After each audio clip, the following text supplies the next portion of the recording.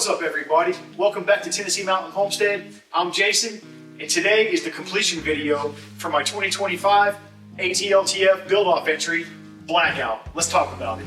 Blackout rolled off the assembly line way back in 1967 as a Sears Custom 6. 57 years later, I found it on Facebook Marketplace and picked it up in Newcastle, Indiana. Now that you're all caught up, let's go over the modifications. Let's take it back to the very first post I made on my build-off thread, where I made an initial list of items I wanted to complete.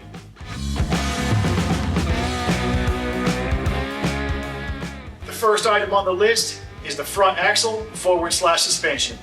I went with control arms from a Yamaha Breeze quad. Now, I found the shell of this quad at a junkyard in Kentucky, and I don't know what year mine is, but they made them between 1988 and 2004. Next item on the list is steering. It's a completely custom setup, and it includes a rack and pinion I got on eBay that says it's for a dune buggy. And I did use some U-joints off of eBay, and I retained the factory tie rods from the quad. Moving on down the list, we've got brakes next. Now, I used the factory brakes that came on the Yamaha Breeze, which are drum. This is the Yamaha Breeze brake lever, and I mounted it to a BMX bike handle that I cut off and welded to a plate and bolted to the dashboard. The rear brakes are the factory trans brake. It has a 6-inch go-kart rotor on it, and it also has a mechanical go-kart caliper, and currently it's connected to this ratcheting parking brake, which in the future is going to change. Next on the list, I have a seat listed. Now, I went with a couple of different models. I ended up with this one. I found it on Amazon, thanks to Richie Rich Overdrive for showing me the link. It fits between the fenders very nicely. It's only 14 inches wide. I do have it on some custom mounted tabs in the front. It does have a slider that came with it, and I built this custom bracket for the sliders to bolt to.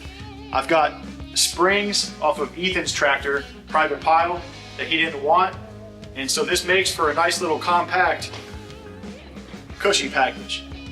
Next on the list is the fuel tank and the fuel system, which I can't show you until we jack the tractor up in the air and take off the skid plates.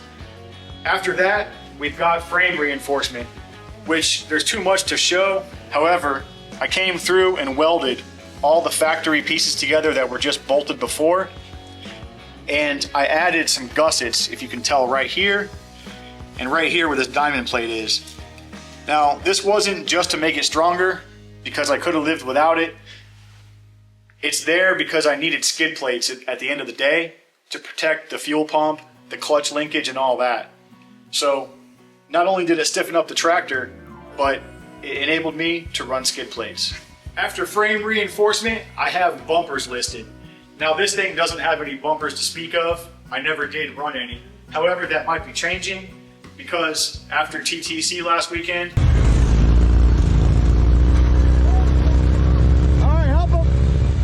I realized I may need a stinger bumper up front. Next up on the list is the clutch and belt system. It does have a custom one-off clutch.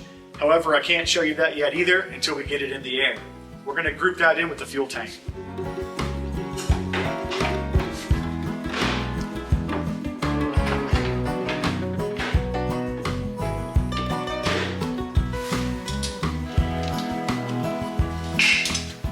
Next, we're going to talk about the floorboards and tree kickers on my list. There's no floorboards to speak of, and I did build tree kickers, as you can see right here, and I made them removable because after I put them on, I kind of didn't like them. They get in the way of my legs and things like that. I haven't tried them yet on the trail. As far as floorboards go, I guess that could be associated with these foot pedals. These stirrups here, I welded extensions onto them, as you can see here, and they are gusseted underneath, and I've got some skateboard tape on them. I had to add these because my heels need somewhere to rest in order to have them on the pedals. Let's talk about wiring next. As you can see under here, I've got all my wiring up in the center console area, and it's not sketchy at all to put gas in this thing.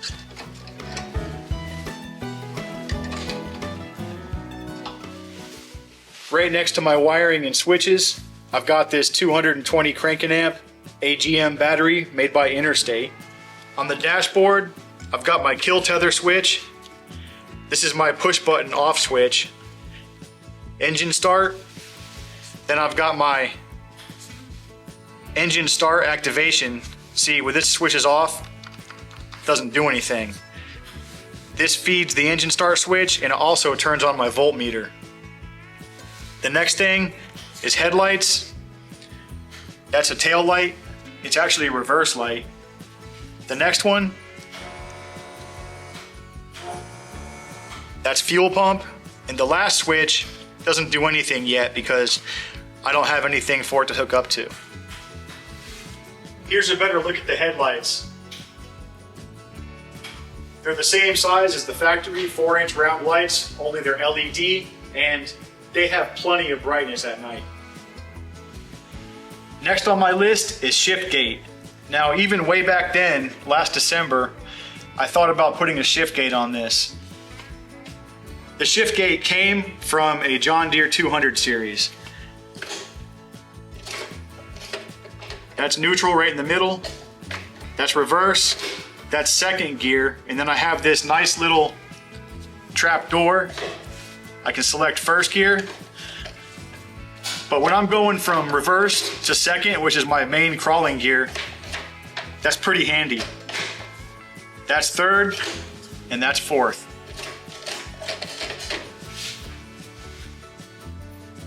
Up next, I wrote down hood fitment. I guess what that means, I ended up having to cut out for this Predator V-twin. I just notched the sheet metal as best I could. It's not perfect, around the engine shroud. The other obvious feature of this hood is the scoop. The scoop was an afterthought, and it turns out that I needed to be there because the carburetor and the carburetor cable stick up higher than the hood on the inside. So right there, it was necessary to do something. It kind of morphed into that big hood scoop so I can get the 1960s Plymouth hood grabber stickers on there. I love that. And now what I've done, I had this 90-degree silicone rubber boot that I actually bought for the John Deere a couple years back, never used it. Well, it works great on this. It comes in here to this Uni air filter, and the air filter actually tucks up into the scoop, and you can see it through the louvers. Last but not least, we've got wheels and tires on the list. Now, starting out back, we've got stock John Deere 200 series wheels, and they're wearing Bear Claw EX 26-12-12 tires. Love those things so far.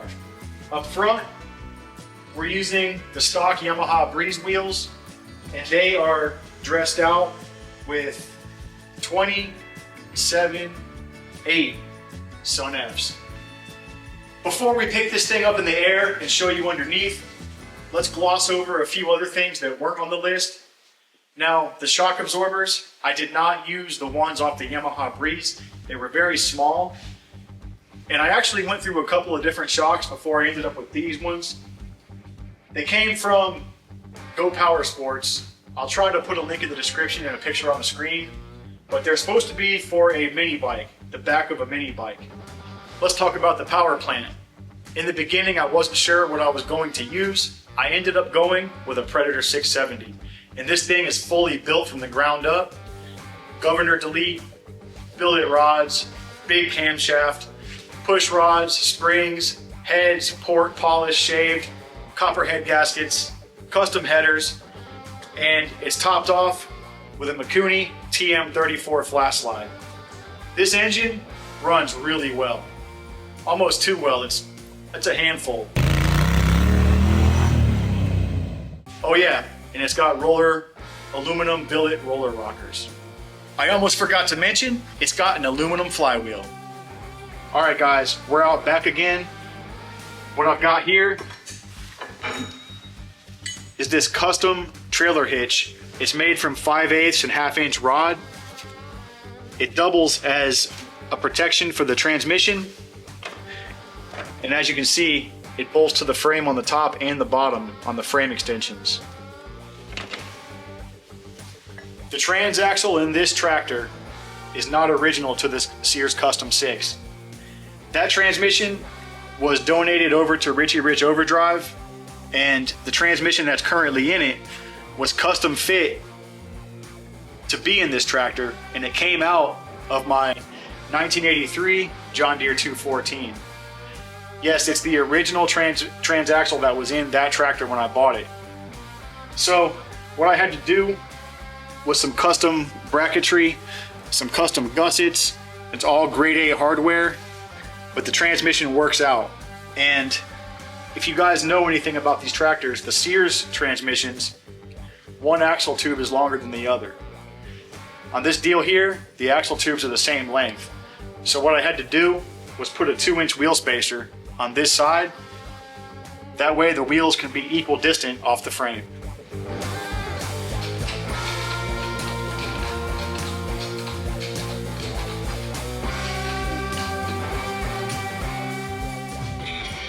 Here we go. These are the skid plates I mentioned earlier. Now, these things are made from 1/8, and the back two are made from 3/16 aluminum plate. The reason I didn't do 3/16 plate up front is because that's what I got. It came from Metal Supermarkets, and this was in the remnant section. Even as remnants, this stuff isn't cheap. Anyway, the skid plates, you can see how much damage they took at Top Tractor Challenge just last weekend. There's all kinds of dents, scrapes, even the control arms. There's a big dent right here where the paint's missing, scratches. You get the picture. A lot of rocks, boulders that I was trying to drive over were just hitting all up through here. And we'll talk about this more in a future video, but I would like to share this right here. I don't know if you can see it in the camera, but there's a dent that's coming in from the other side. That's because my clutch linkage is right there.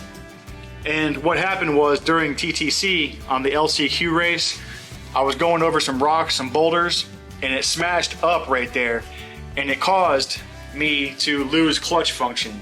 I'd push the clutch and it would overcome the skid plate inside, and then it would stick forward. I would have to use my toes to pull it back up, but I didn't do that during the race. I didn't even know it was like that during the race with the adrenaline and everything else. Anyway, here's a clip of what happened. All right, help him.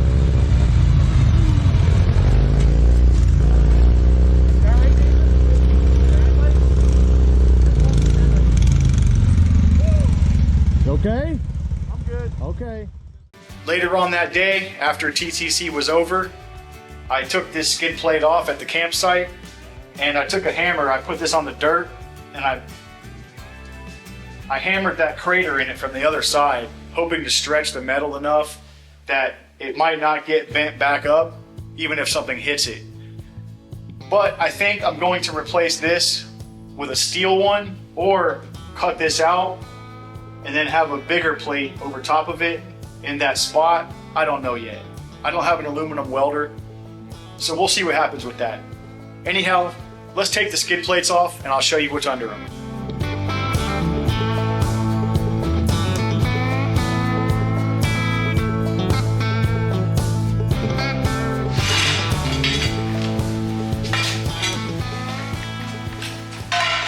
Starting from the top, you can see here my rack and pinion.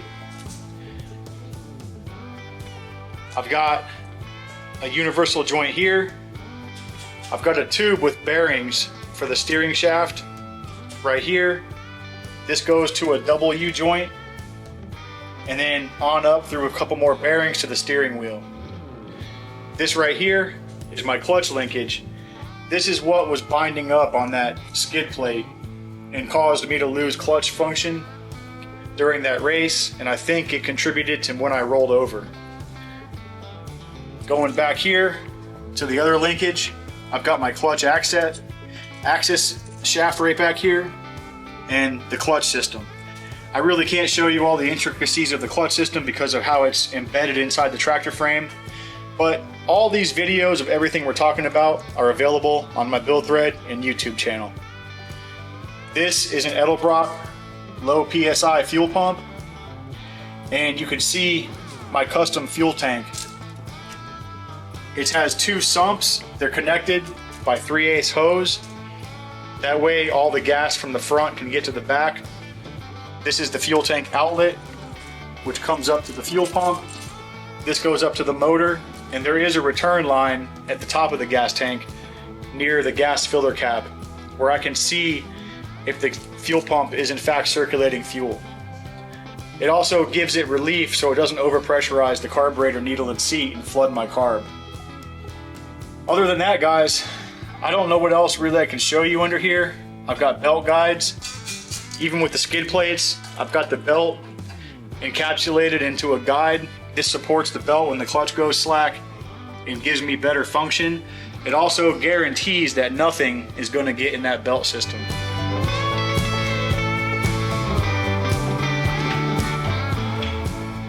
Alright guys, now that we've talked about most of the modifications, I did kind of miss one on the list, and that's paint, but as you can see, it's where he got his name.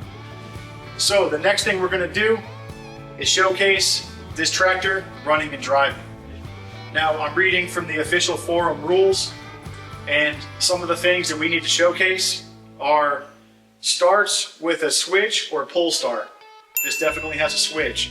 Operates and moves under its own power. We can check that box. We'll show you that in a second. Equipped with a remotely operable throttle without the operator touching the pedal. We've got a gas pedal. Equipped with a kill switch that can be operated without the operator touching the engine. We got two of those. Equipped with an installed and functional brake system. Check. And equipped with an installed and functional steering system. Now, we're going to go outside and tear this thing up. Hope you join us. Yeah. All right, here we go, guys.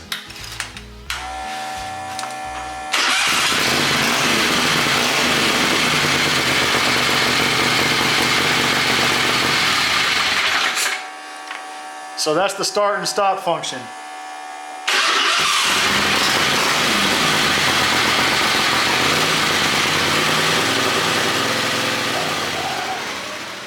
Now that you've seen it start and stop, I'm going to demonstrate steering and brakes. I'll come in off the road on this gravel and I'll use the front brakes and the rear brakes, and you'll obviously see me steering.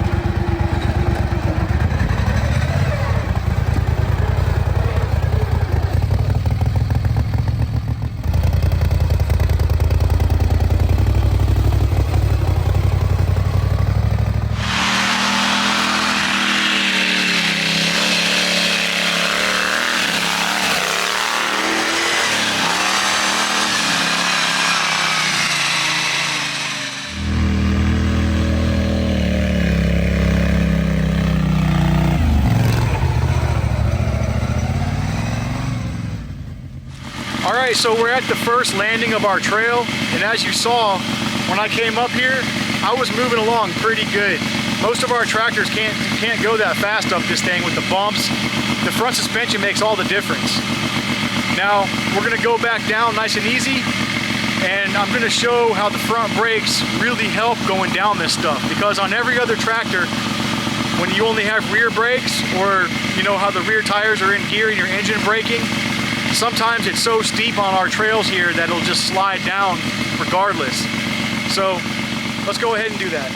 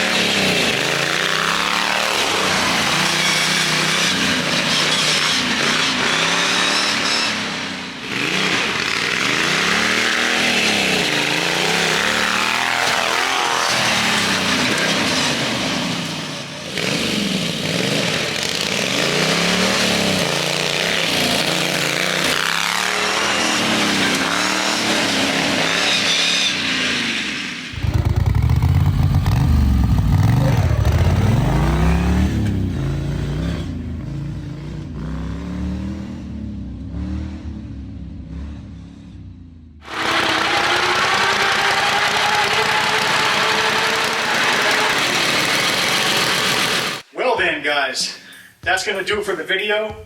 Every time I get on this thing, it just blows my mind how much power it has and how it can get up and go. When you just saw me across the creek, I was taking off in third gear and doing a 3/4 shift, and this thing has more in it. When I'm letting the clutch out, I'm letting it out easy and just easing into the gas pedal for the most part, and that's the first couple times I've ever seen the wheels come up yet. Every time I get on it, I learned something new. I still have some bugs to work out of it. I need rear brakes on the clutch. I'm gonna make that into a clutch brake, I think, and get rid of this as a rear brake. And other than that, it seems to be holding up right now. Also, be sure to check out allterrainlawntractorforum.com. Check out the other build-off entries. There's plenty of cool tractors out there. And drop a vote on your favorite tractor. Once again, I'm Jason. You're watching Tennessee Mountain Homestead, and we'll see you on the next one.